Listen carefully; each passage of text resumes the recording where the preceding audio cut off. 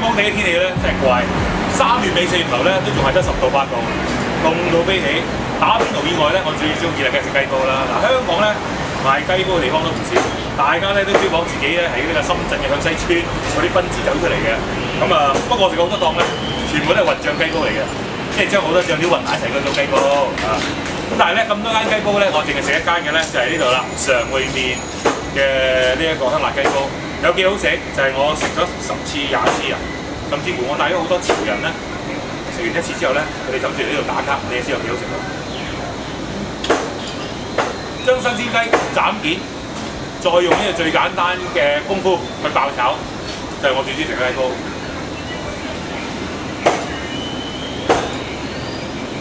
最正咧就係呢個雞煲咧，加啲豬大腸片上，啲豬大腸咧嚿嚿都整到乾乾淨淨，入邊絕對唔會有屎嘅出現，